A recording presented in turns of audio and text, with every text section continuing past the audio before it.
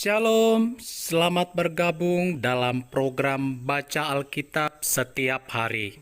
Saya berdoa semoga Bapak Ibu Saudaraku semua diberkati Tuhan melalui pendengaran dan perenungan firman Tuhan setiap hari.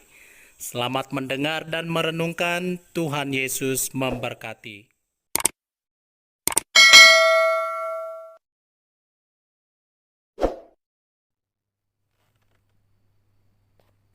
Imamat pasal 6. Tuhan berfirman kepada Musa, apabila seseorang berbuat dosa dan berubah setia terhadap Tuhan, dan memungkiri terhadap sesamanya barang yang dipercayakan kepadanya, atau barang yang diserahkan kepadanya, atau barang yang dirampasnya, atau apabila ia telah melakukan pemerasan atas sesamanya, atau bila ia menemui barang hilang dan memungkirinya, dan ia bersumpah dusta dalam perkara apapun yang diperbuat seseorang, sehingga ia berdosa.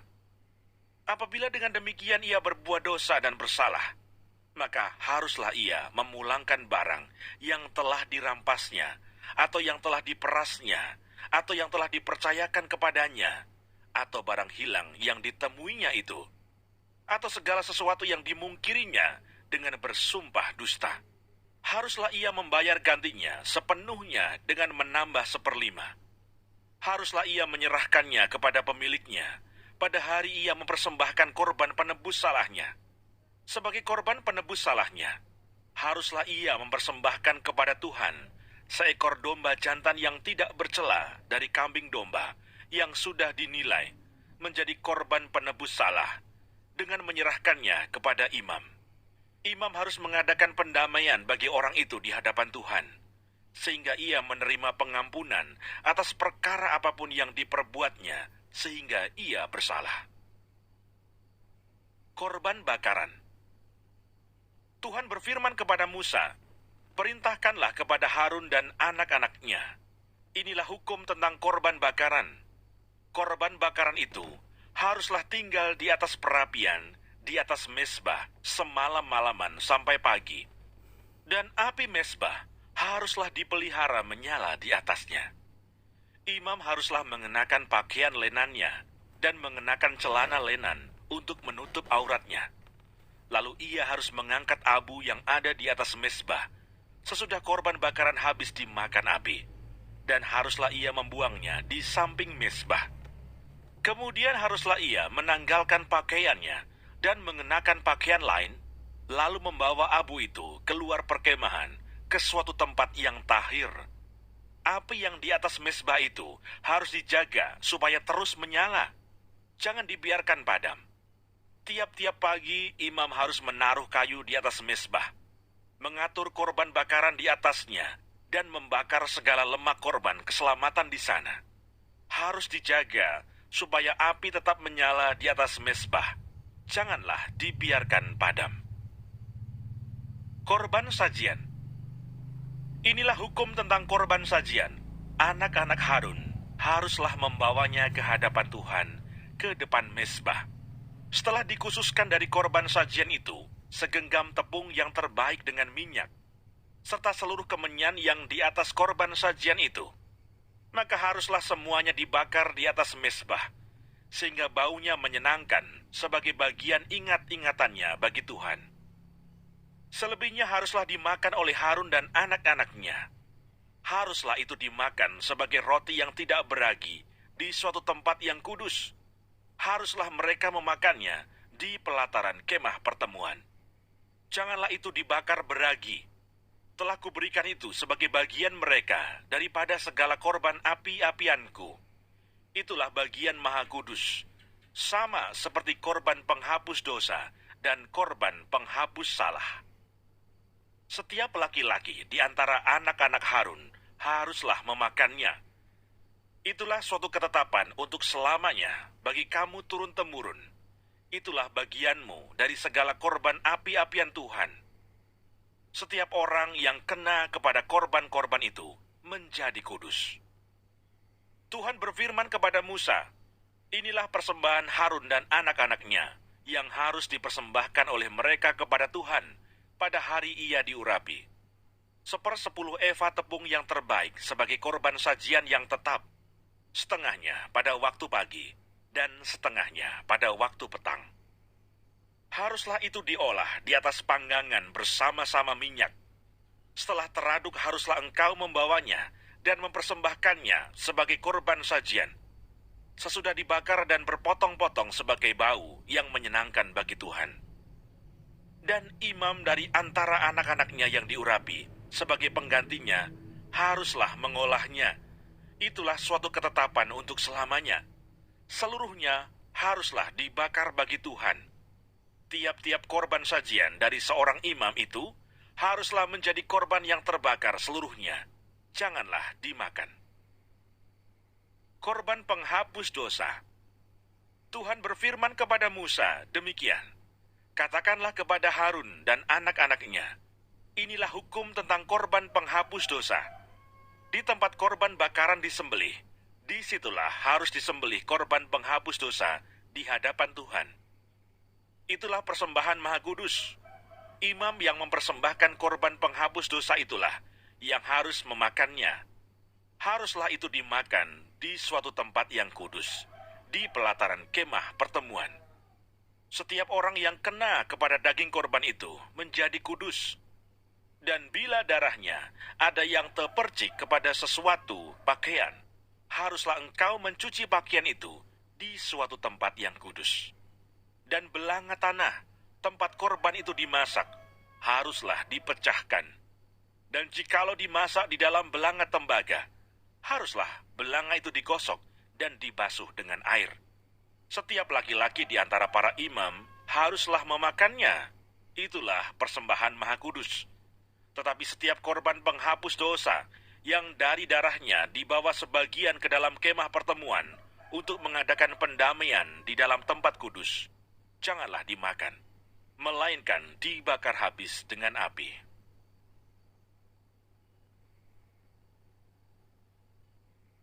Imamat pasal 7. Korban penebus salah. Inilah hukum tentang korban penebus salah. Korban itu ialah persembahan Maha Kudus. Di tempat orang menyembelih korban bakaran, disitulah harus disembelih korban penebus salah. Dan darahnya haruslah disiramkan pada mezbah itu sekelilingnya. Segala lemak dari korban itu haruslah dipersembahkan, yakni ekornya yang berlemak dan lemak yang menutupi isi perut. Dan lagi kedua buah pinggang dan lemak yang melekat padanya, yang ada pada pinggang, dan umbai hati yang harus dipisahkan beserta buah pinggang itu. Haruslah imam membakar semuanya itu di atas mezbah sebagai korban api-apian bagi Tuhan. Itulah korban penebus salah. Setiap laki-laki di antara para imam haruslah memakannya. Haruslah itu dimakan di suatu tempat yang kudus. Itulah bagian Maha Kudus. Seperti halnya dengan korban penghapus dosa, demikian juga halnya dengan korban penebus salah. Satu hukum berlaku atas keduanya. Imam yang mengadakan pendamaian dengan korban itu, bagi dialah korban itu. Imam yang mempersembahkan korban bakaran seseorang, bagi dia juga kulit korban bakaran yang dipersembahkannya itu. Tiap-tiap korban sajian yang dibakar di dalam pembakaran roti, dan segala yang diolah di dalam wajan dan di atas panggangan adalah bagi imam yang mempersembahkannya. Tiap-tiap korban sajian yang diolah dengan minyak atau yang kering adalah bagi semua anak-anak Harun, semuanya dapat bagian. Korban keselamatan. Inilah hukum tentang korban keselamatan yang harus dipersembahkan orang kepada Tuhan. Jikalau ia mempersembahkannya untuk memberi syukur, haruslah beserta korban syukur itu dipersembahkannya roti bundar yang tidak beragi, yang diolah dengan minyak, dan roti tipis yang tidak beragi, yang diolesi dengan minyak, serta roti bundar dari tepung yang terbaik, yang teraduk, yang diolah dengan minyak. Ia harus mempersembahkan persembahannya itu beserta dengan roti bundar yang beragi, di samping korban syukur yang menjadi korban keselamatannya. Dan daripadanya, yakni dari setiap bagian persembahan itu, haruslah dipersembahkannya satu roti sebagai persembahan khusus bagi Tuhan. persembahan itu adalah bagian imam yang menyiramkan darah korban keselamatan. Dan daging korban syukur yang menjadi korban keselamatannya itu haruslah dimakan pada hari dipersembahkannya itu. Sedikit pun daripadanya janganlah ditinggalkan sampai pagi. Jikalau korban sembelihan yang dipersembahkan itu merupakan korban nazar atau korban sukarela, haruslah itu dimakan pada hari mempersembahkannya, dan yang selebihnya boleh juga dimakan pada keesokan harinya. Tetapi apa yang masih tinggal dari daging korban sembelihan itu, sampai hari yang ketiga, haruslah dibakar habis dengan api.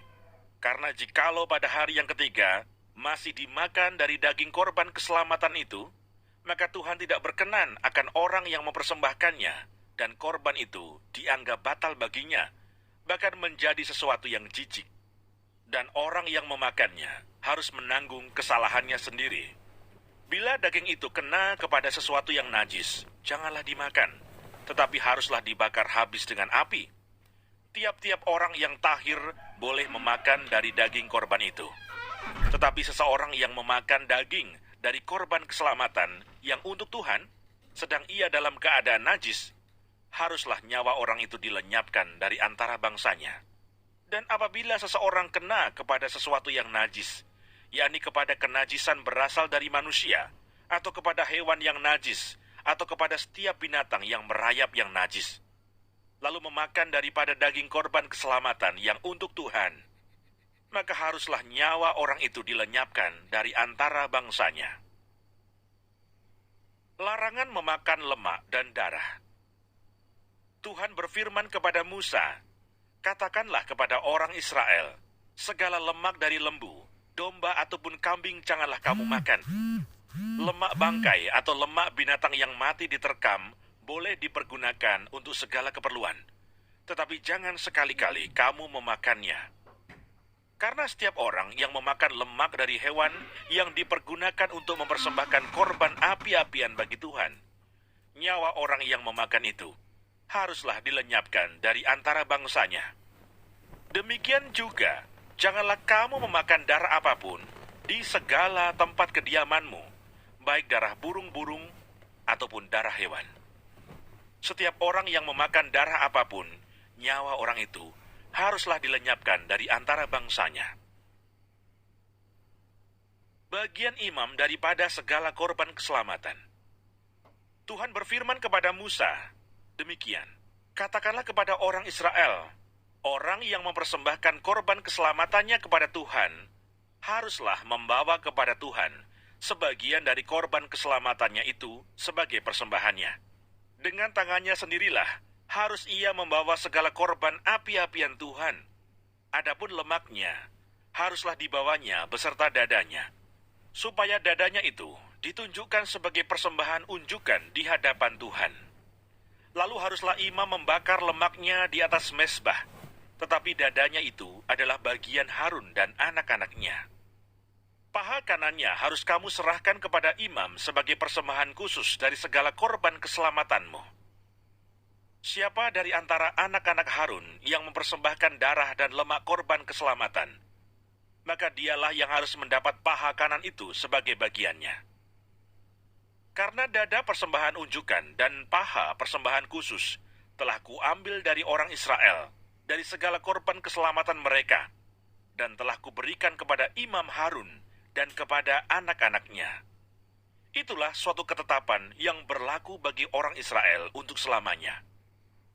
Itulah bagian Harun dan bagian anak-anaknya dari segala korban api-apian Tuhan pada hari mereka itu disuruh datang untuk memegang jabatan imam bagi Tuhan.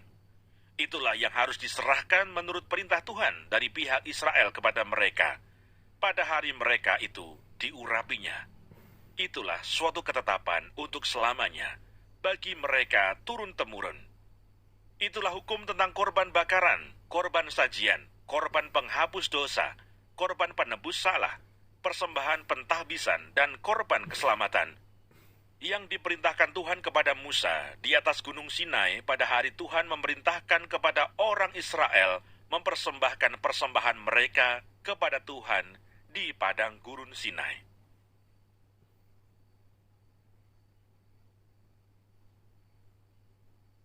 Imamat pasal 8. Pentahbisan Harun dan anak-anaknya. Tuhan berfirman kepada Musa, "Panggillah Harun dan anak-anaknya bersama-sama dengan dia, dan ambillah pakaian-pakaian, minyak urapan, dan lembu jantan korban penghapus dosa, 2 domba jantan dan bakul berisi roti yang tidak beragi. Lalu suruhlah berkumpul segenap umat ke depan pintu kemah pertemuan." Musa melakukan seperti yang diperintahkan Tuhan kepadanya. Lalu berkumpullah umat itu di depan kemah pertemuan. Berkatalah Musa kepada umat itu, "Inilah firman yang diperintahkan Tuhan untuk dilakukan." Lalu Musa menyuruh Harun dan anak-anaknya mendekat, dan dibasuhnyalah mereka dengan air. Sesudah itu dikenakannya kemeja kepadanya, diikatnya ikat pinggang, dikenakannya gamis, dikenakannya baju efod, diikatnya sabuk baju efod, dan dikebatkannya sabuk itu kepadanya. Dikenakannya tutup dada kepadanya, dan dibubuhnya di dalam tutup dada itu Urim dan Tumim. Kemudian ditaruhnyalah serban di kepalanya, dan di atas serban itu di sebelah depan ditaruhnyalah patam emas, yakni jamang yang kudus, seperti yang diperintahkan Tuhan kepada Musa. Musa mengambil minyak urapan, lalu diurapinya kemah suci serta segala yang ada di dalamnya, dan dikuduskannya semuanya itu. Dipercikannya sedikit dari minyak itu ke mezbah 7 kali, dan diurapinya mezbah itu serta segala perkakasnya, dan juga bejana pembasuhan serta alasnya untuk menguduskannya. Kemudian dituangkannya sedikit dari minyak urapan itu ke atas kepala Harun, dan diurapinya dia untuk menguduskannya. Musa menyuruh anak-anak Harun mendekat, lalu dikenakannya kemeja kepada mereka, diikatnya ikat pinggang, dan dililitkannya destar seperti yang diperintahkan Tuhan kepada Musa. Disuruhnya membawa lembu jantan korban penghapus dosa. Lalu Harun dan anak-anaknya meletakkan tangannya ke atas kepala lembu jantan korban penghapus dosa itu. Lembu itu disembelih, lalu Musa mengambil darahnya. Kemudian dengan jarinya dibubuhnyalah darah itu pada tanduk-tanduk mezbah sekelilingnya. Dan dengan demikian disucikannya mezbah itu dari dosa. Darah selebihnya dituangkannya pada bagian bawah mezbah. Dengan demikian dikuduskannya mezbah itu dan diadakannya pendamaian baginya. Diambillah segala lemak yang melekat pada isi perut, umbai hati, kedua buah pinggang serta lemaknya. Lalu Musa membakarnya di atas mezbah. Tetapi lembu jantan itu dengan kulit, daging, dan kotorannya dibakarnya habis di luar perkemahan, seperti yang diperintahkan Tuhan kepada Musa. Kemudian disuruhnya membawa domba jantan korban bakaran. Lalu Harun dan anak-anaknya meletakkan tangannya ke atas kepala domba jantan itu. Domba itu disembelih, lalu Musa menyiramkan darahnya pada mezbah sekelilingnya. Domba itu dipotong-potong menurut bagian-bagian tertentu. Lalu Musa membakar kepalanya dan bagian-bagiannya dan lemaknya. Tetapi isi perut dan betisnya dibasuh dengan air. Lalu Musa membakar seluruh domba jantan itu di atas mezbah. Itulah korban bakaran yang baunya menyenangkan, yakni suatu korban api-apian bagi Tuhan, seperti yang diperintahkan Tuhan kepada Musa. Kemudian disuruhnya membawa domba jantan yang lain, yakni domba persembahan pentahbisan. Lalu Harun dan anak-anaknya meletakkan tangannya ke atas kepala domba jantan itu. Domba jantan itu disembelih. Lalu Musa mengambil sedikit dari darahnya dan membubuhnya pada cuping telinga kanan Harun, pada ibu jari tangan kanan, dan pada ibu jari kaki kanannya. Musa menyuruh anak-anak Harun mendekat, lalu membubuh sedikit dari darah itu pada cuping telinga kanan mereka, pada ibu jari tangan kanan, dan pada ibu jari kaki kanan mereka. Lalu Musa menyiramkan darah selebihnya pada mezbah sekelilingnya. Diambilnyalah lemaknya, ekornya yang berlemak, segala lemaknya yang melekat pada isi perut, umbai hatinya, kedua buah pinggang, serta lemaknya dan paha kanannya. Dan dari dalam bakul berisi roti yang tidak beragi, yang ada di hadapan Tuhan, diambilnyalah 1 roti bundar yang tidak beragi, 1 roti bundar yang diolah dengan minyak, dan 1 roti tipis. Lalu diletakkannya di atas segala lemak dan di atas paha kanan itu, dan ditaruhnya seluruhnya di telapak tangan Harun dan di telapak tangan anak-anaknya. dan dipersembahkannya semuanya sebagai persembahan unjukan di hadapan Tuhan. Kemudian Musa mengambil semuanya dari telapak tangan mereka, lalu dibakarnya di atas mezbah, yaitu di atas korban bakaran. Itulah persembahan pentabisan untuk menjadi bau yang menyenangkan. Itulah suatu korban api-apian bagi Tuhan. Musa mengambil dada domba itu dan mempersembahkannya sebagai persembahan unjukan di hadapan Tuhan. Itulah yang didapat Musa sebagai bagiannya dari domba jantan persembahan pentabisan itu, seperti yang diperintahkan Tuhan kepada Musa. Dan lagi Musa mengambil sedikit dari minyak urapan dan dari darah yang di atas mezbah itu, lalu dipercikkannya kepada Harun, ke pakaiannya, dan juga kepada anak-anaknya, dan ke pakaian anak-anaknya. Dengan demikian, ditabiskannya Harun pakaiannya, dan juga anak-anaknya dan pakaian anak-anaknya. Berkatalah Musa kepada Harun dan kepada anak-anaknya, "Masaklah daging itu di depan pintu kemah pertemuan. Di sanalah kamu harus memakannya dengan roti yang ada di dalam bakul untuk persembahan pentahbisan, seperti yang telah kuperintahkan dengan berkata, Harun dan anak-anaknya haruslah memakannya. Dan apa yang tinggal dari daging dan roti itu, haruslah kamu bakar habis dengan api. Janganlah kamu pergi dari depan pintu kemah pertemuan selama 7 hari, sampai kepada genapnya perayaan pentahbisan, karena perayaan pentahbisan akan berlangsung 7 hari lamanya. Seperti yang diperbuat pada hari ini, demikian juga diperintahkan Tuhan kamu perbuat kelak untuk mengadakan pendamaian bagimu. Di depan pintu kemah pertemuan, haruslah kamu tinggal siang malam 7 hari lamanya, dan kamu harus lakukan kewajibanmu terhadap Tuhan dengan setia, supaya janganlah kamu mati, karena demikianlah diperintahkan kepadaku." Maka Harun dan anak-anaknya melakukan segala firman yang diperintahkan Tuhan dengan perantaraan Musa.